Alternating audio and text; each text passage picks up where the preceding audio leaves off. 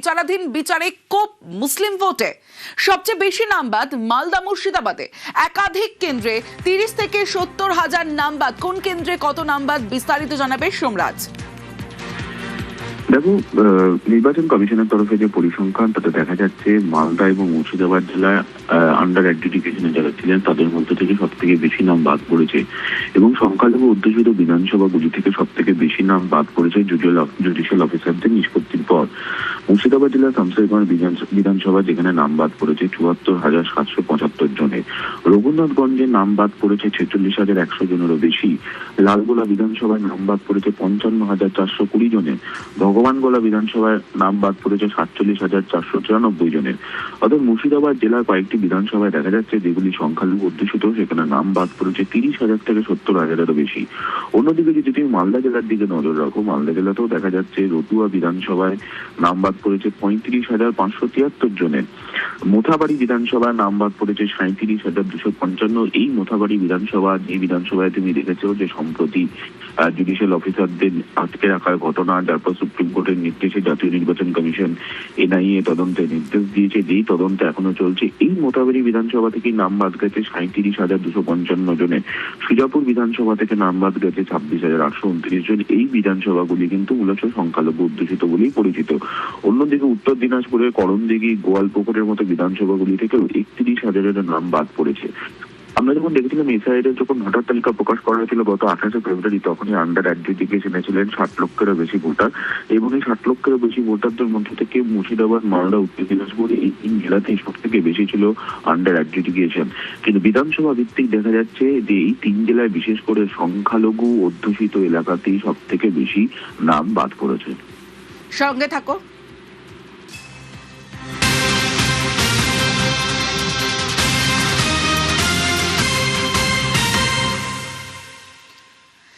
ভবানীপুর কেন্দ্রের দিকে যদি নজর রাখি, ভবানীপুরে বিচারাধীন তালিকায় নাম বাদ ৩,৮৯৩ জনের। বিচারাধীন তালিকায় নাম ছিল ১৪,১৫৪ জনের, তার মধ্যে বৈধ ভোটার সংখ্যা কত? তাহলে ১০,২৫৬। তাহলে কত মোট বাদ গেল জানাবে সোমরাজ।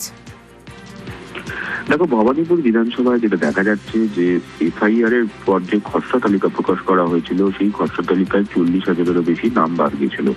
তারপর তুমি দেখেছো গত ২৮শে ফেব্রুয়ারি এফআইআর এর চূড়ান্ত তালিকা প্রকাশ করা হয়েছিল, সেখানে নাম বাদ গিয়েছিল ৩,০০০-এর সামান্য বেশি। আর এবারে যেটা দেখা গেল যে ভবানীপুরের বিধানসভায় যে আন্ডার অ্যাডজুডিকেশন, সেই আন্ডার অ্যাডজুডিকেশনে ছিল ১৪,১৫৪ জনের নাম, তার মধ্যে থেকে বাদ পড়লো ৩,৮৯৩ জনের নাম। অর্থাৎ ভবানীপুর বিধানসভায় মোট বাদ পড়লো ৫১,০২২ জনের নাম বাদ। অর্থাৎ ভবানীপুর বিধানসভায় বাদ পড়েছে বর্তমানে ৫১,০২২ জনের নাম। এর আগে এসআইআর এর যখন খসড়া তালিকা প্রকাশ করা হয়েছিল তখন দেখা গিয়েছিল বাদ পড়েছিল ৪০,০০০-এরও বেশি।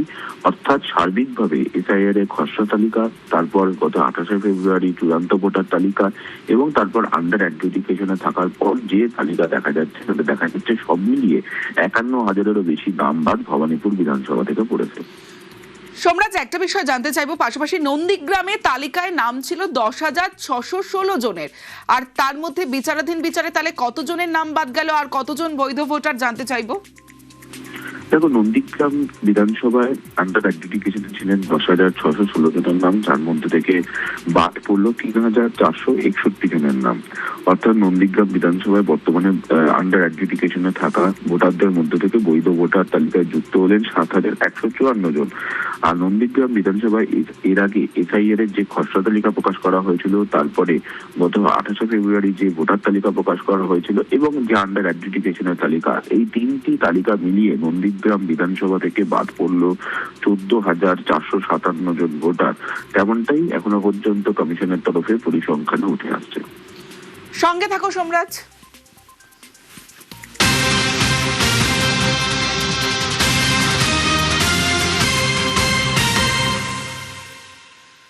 একুশের ভোটের তুলনায় ২৬-এ বাড়ল প্রার্থী। ২৬-এর ভোটে ভবানীপুর কেন্দ্রেই ১৭ জনের লড়াই।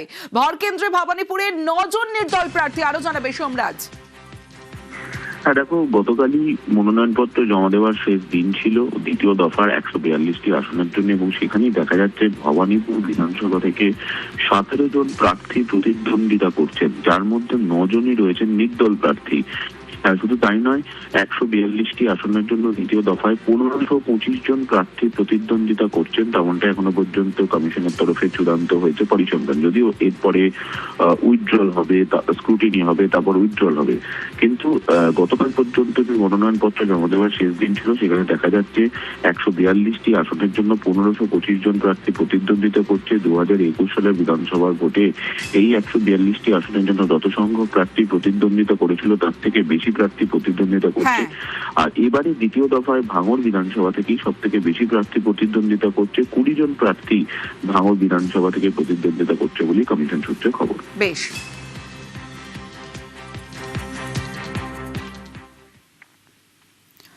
মোদির ভবানীপুর চ্যালেঞ্জ, নন্দীগ্রামের পুনরাবৃত্তি হবে ভবানীপুরে হবে এবার। শুভেন্দুর পাশে দাঁড়িয়ে হুঙ্কার নরেন্দ্র মোদির। नंदीग्राम ने 5 साल पहले बदलाव की राह दिखाई थी।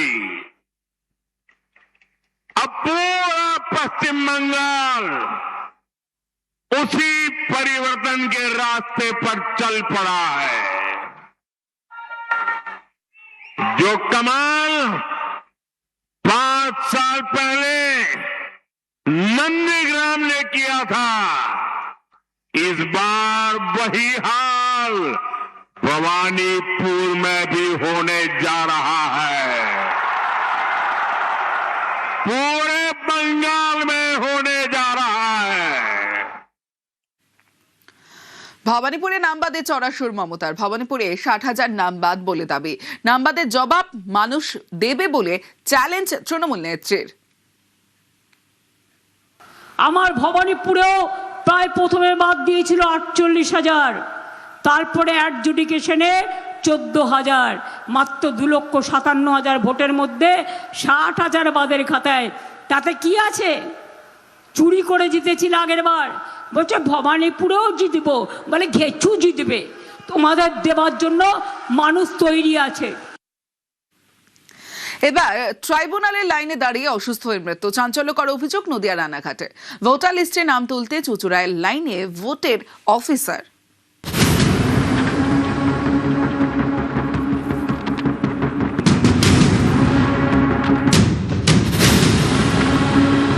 ট্রাইব্যুনালে আবেদনে লম্বা লাইন, ঘন্টার পর ঘন্টা অপেক্ষা। নদিয়া রানাঘাটে ট্রাইব্যুনালের লাইনে দাঁড়িয়ে অসুস্থ হয়ে মৃত্যুর অভিযোগ। মারা গিয়েছেন হাঁসখালির গাড়াপোতার বাসিন্দা জীবন কৃষ্ণ বিশ্বাস, বয়স 68।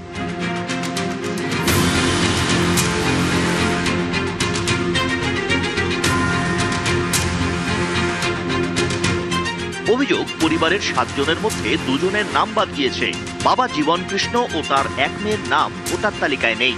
শুনানিতে নথি জমা করেছিলেন, তারপরেও সাপ্লিমেন্টারি তালিকায় নাম বাদ। সেই নিয়ে কয়েকদিন ধরে চিন্তায় ছিলেন জীবন কৃষ্ণ।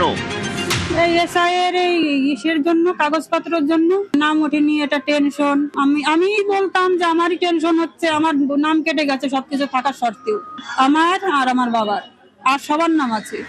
বৃহস্পতিবার ট্রাইব্যুনালে আবেদন করতে যান রানাঘাট মহকুমা দপ্তরে। সকাল থেকে লম্বা লাইন, ঘন্টার পর ঘন্টা অপেক্ষা। পরিবারের অভিযোগ, ডকুমেন্ট নিয়ে হয়রান হচ্ছিলেন। লাইনে দাঁড়িয়ে থাকতে থাকতে অসুস্থ হয়ে পড়েন জীবন কৃষ্ণ। তড়িঘড়ি নিয়ে যাওয়া হয় রানাঘাট মহকুমা হাসপাতালে। চিকিৎসকেরা জানান মারা গিয়েছেন। ওই যে এসআইয়ের কাগজ জমা দিতে গিয়ে পড়ে মারা গেছে। আগে একবার জমা দিল, হলো না, আবার জমা দিয়েছে এই অফিসে, এসডি অফিসে রানাঘাটে। না, ওনার কষ্ট হয়ে গেছে বলে বললাম বসো, আমি লাইনে দাঁড়িয়ে থাকি আর তোমার কাগজপত্র আমি গুছাচ্ছি। তারপর উনি বসে থেকে মুখ সাদে পড়ে গেল, গাড়িতে করে নিয়ে আসলাম, বললো মারা গেছে। এভাবে বৃদ্ধের মৃত্যুর প্রতিবাদে রানাঘাটে পথ আটকে বিক্ষোভ দেখান স্থানীয় তৃণমূল কর্মীরা। সেই ব্যক্তিটা ওখানে হার্ট অ্যাটাকে মারা গেল। একটা 68 বছরের ভোটার, তাকেও পর্যন্ত তার নাম আবার নতুন করে তুলবার জন্য, তাকেও আবার ট্রাইব্যুনালে আবেদন করবার জন্য মহকুমা শাসকের দপ্তরে ঘন্টার পর ঘন্টা লাইনে দাঁড়িয়েছিল। হার্ট অ্যাটাকে হঠাৎ করে মারা গেল। বুধবার ক্যাম্প ছিল খাঁ খাঁ, বৃহস্পতিবার উল্টো ছবি, ভিড়ে ভিড়।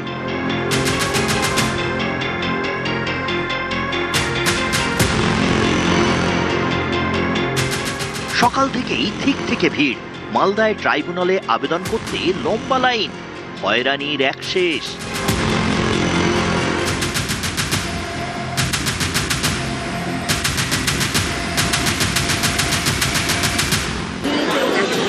আমার কাছে আছে, প্রমাণ আছে, এমপ্লয়মেন্ট এক্সচেঞ্জের নাট করা আছে আমার, আর স্কুল সার্টিফিকেট আছে। আমার কোনো বাড়ি ঘর নাই, দলিলপত্র কিছু দেখাতে পারবো না। না উঠলে আর কি করবো? তাহলে এবছর আর হবে না, এরপরে দিতে হবে। এই ক্যাম্পে এসছি, তাহলে উঠানোর জন্য নামতে পারি না, গ্যাস নিয়ে দাঁড়াতে পারি না, বাড়ির লোক নিয়ে এসছি সাথে। ফারাক্কা ছিলাম, ফারাক্কা নদীর ভাঙনে পড়ে ওখান থেকে আমরা গাজলে চলে আসলাম।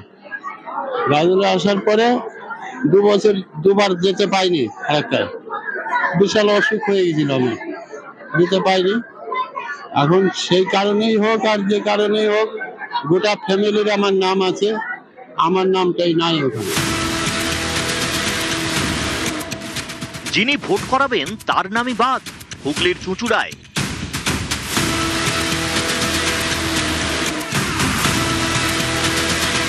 চুঁচুড়া ইনডোর স্টেডিয়ামে চলছে ট্রাইব্যুনাল, আবেদন জমার কাজ। সেই লাইনে দাঁড়িয়ে চুঁচুড়ার এক প্রিজাইডিং অফিসার শেখ জাহাঙ্গীর কবির মণ্ডল।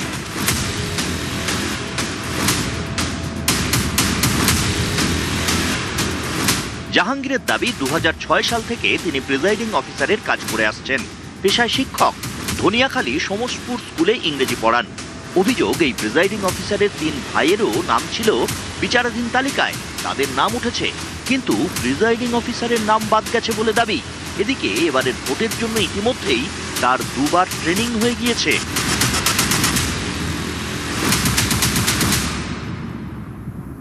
আমি 27 তারিখে লিস্ট আমাকে দেখাতে হবে, 27/3/2026 জানতে পারলেন। সেখান থেকে আমরা জানতে পারলাম যে আপনি টোটালি ডিলিট হয়ে গেছেন। তার আগে আমাদের অ্যাডজুডিকেশন ছিলাম।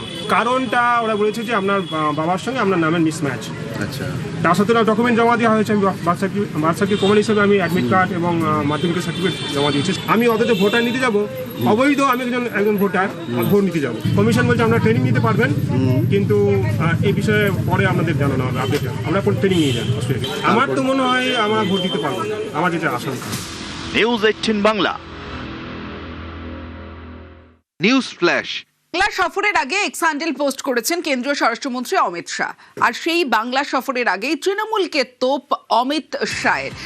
এক্স হ্যান্ডেলে পোস্ট করে ঠিক কি বলেছেন অমিত শাহ জানবো। সুস্মিতা রয়েছে আমার সঙ্গে। সুস্মিতা, এবং বিজেপি এবার নির্বাচনে তাদের ট্যাগলাইন বারবারই বলেছে, সে অমিত শাহ কিংবা নরেন্দ্র মোদী সকলের গলাতেই শোনা গিয়েছে ভয় নয় ভরসা। এবং গতকাল প্রধানমন্ত্রী 3টি জনসভা থেকেই বাংলার জঙ্গলরাজ নিয়ে রাজ্য সরকারকে কটাক্ষ করেছেন। আজ কেন্দ্রীয় স্বরাষ্ট্রমন্ত্রী অমিত শাহ তিনি দুদিনের বঙ্গ সফরে রাজ্যে আসছেন।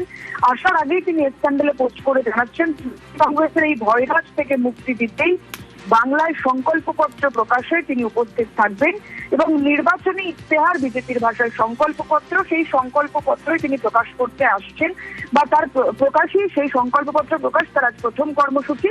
এরপরই তিনি পৌঁছে যাবেন ডেবরায়, সেখানে নির্বাচনী জনসভা সারার পর খড়গপুর সদরে আজ বিকেলে দিলীপ ঘোষের সঙ্গে দিলীপ ঘোষের সমর্থনে রোড শো রয়েছে স্বরাষ্ট্রমন্ত্রী অমিত শাহের।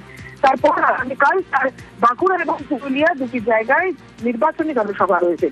সুতরাং অমিত শাহ কেন্দ্রীয় স্বরাষ্ট্রমন্ত্রী তিনি বারবার এই রাজ্য জয়ের যে হুঙ্কার দিয়েছেন এবং জয় বনাম ভরসা যে ট্যাগলাইন, যে ভরসা মানুষের মধ্যে রোপণ করার চেষ্টা করেছেন, তারই আরো একটি প্রতিফলন আজকের স্ক্যান্ডালে পোস্ট। এবং তিনি এ রাজ্য সফরে আসার আগেই এই স্ক্যান্ডালে পোস্ট অত্যন্ত রাজনৈতিকভাবে তাৎপর্যপূর্ণ।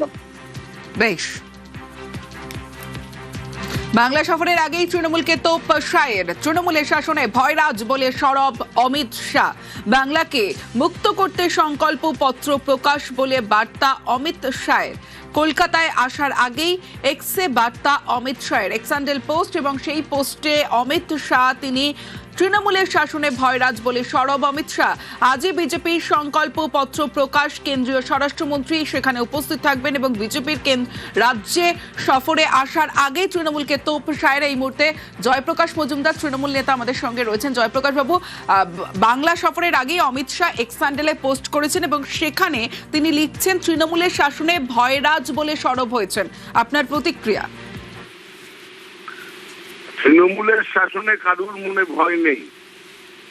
কৃষকরা মাঠে কাজ করছেন, ক্ষেত মজুররা কাজ করছেন, চাকরিজীবীরা চাকরি করতে যাচ্ছেন, চারিদিকে শান্তির পরিবেশ। ভয় হচ্ছে এই যদি অমিত শাহ মোটা ভাই এসে বাংলাকে ছারখার করে দেন। আজকে তো জানা যাচ্ছে প্রধানমন্ত্রীর অফিসও এই হুমায়ুন কবিরের সঙ্গে ষড়যন্ত্রে লিপ্ত। 1000 কোটি টাকা দিয়ে বাংলাকে অস্থির করা হবে। বিজেপি একদিকে বলছে হিন্দুদের কথা এই অমিত শাহরা, আর অন্যদিকে পেছনে পেছনে টাকা দিচ্ছে মুসলমানদের যে হিন্দুদের হত্যা করে দাঙ্গা তৈরি করো, মোতাবাড়ির ঘটনা তৈরি করো। এর থেকে নিচু মানের খারাপ রাজনীতি হয়, বিশ্বাসঘাতকতার রাজনীতি। অমিত শাহ তো একদম মির্জাফরেরও ওপর দিয়ে যাচ্ছেন। লজ্জা করে না? আজকে তিনি তদন্ত করবেন। প্রধানমন্ত্রীর দপ্তরের কথা বলেছে হুমায়ুন কবির, শুভেন্দু অধিকারী এবং অন্য মুখ্যমন্ত্রী, তাদের ডবল ইঞ্জিন সরকারের মুখ্যমন্ত্রী পর্যন্ত এই ষড়যন্ত্রে লিপ্ত, বাংলাকে অস্থির করার। কি উত্তর দেবেন? এইসব করে আবার টুইট করছেন।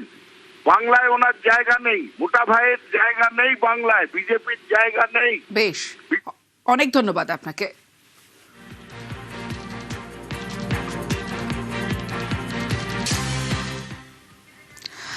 আজ বঙ্গ বিজেপির সংকল্প পত্র প্রকাশ শায়ের, নির্বাচনী ইস্তেহার প্রকাশ শায়ের। ক্ষমতায় এলে বাংলার জন্য কি কি করবে বিজেপি সংকল্প পত্রে স্পষ্ট করবে বিজেপি। আজ বঙ্গ বিজেপির সংকল্প পত্র প্রকাশ শায়ের, নির্বাচনী ইস্তেহার প্রকাশ কেন্দ্রীয় স্বরাষ্ট্রমন্ত্রী অমিত শাহের। ক্ষমতায় এলে বাংলার জন্য কি করবে বিজেপি সংকল্প পত্রে স্পষ্ট করবে বিজেপি। সরাসরি চলে যাব, অভিজিৎ চন্দ্র রয়েছে আমার সঙ্গে। অভিজিৎ, মূলত কোন কোন ইস্যুতে জোর দিতে চলেছে এই সংকল্প পত্রে বিজেপি?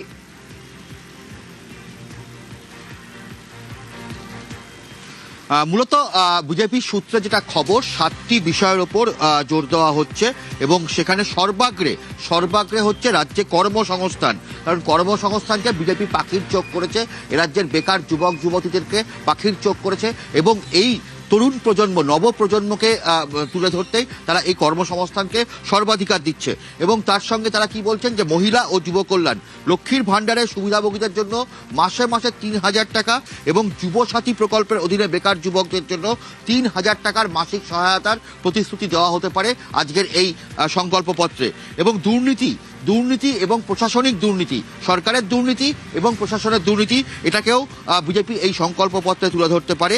এবং তার সঙ্গে সরকারি কর্মচারীদের দাবি, অর্থাৎ যে দাবি ডিএ 7ম পে কমিশনের আন্ডারে যে ডিএ, তা 45 দিনের মধ্যে মিটিয়ে দেওয়া হবে সরকার গঠনের মধ্যে, এটাকেও সংকল্পপত্রে রাখা হতে পারে। এবং তার সঙ্গে শিল্প ও পরিকাঠামো, এ রাজ্যের বেহাল শিল্পকে ধরা হবে এবং একই সঙ্গে অগ্নিবীর প্রকল্পকেও তুলে ধরা হচ্ছে এবং অনুপ্রবেশ ইস্যুকেও তুলে ধরা হবে। এই সংকল্পপত্রে 7টি মূল বিষয়কেই মূলত তুলে ধরা হচ্ছে বিজেপির এই সংকল্পপত্রে। তবে সর্বাগ্রে গুরুত্ব কর্মসংস্থান।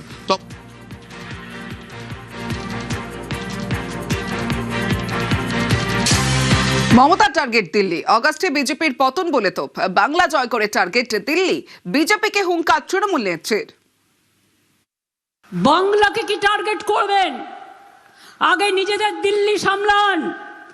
আমি যদি ভালো করে দেশটাকে চিনে থাকি, 2026-এর অগস্ট মাস থেকে আপনাদের পতন অনিবার্য। আমাকে করতে হবে না, নিজেরাই নিজেদের সর্বনাশ করবেন। আগে নিজেদের সামলান, তারপরে বাংলার দিকে তাকান। আর বাংলাকে টার্গেট করলে বাংলা আগামী দিন বাংলা জয় করে আপনাদের দিল্লিকে আমরা টার্গেট করব। আমরা দেখিয়ে দেবো আমরা স্বাধীনতায় লড়তে পারি, আমরা অপমানের বদলা নিতে পারি।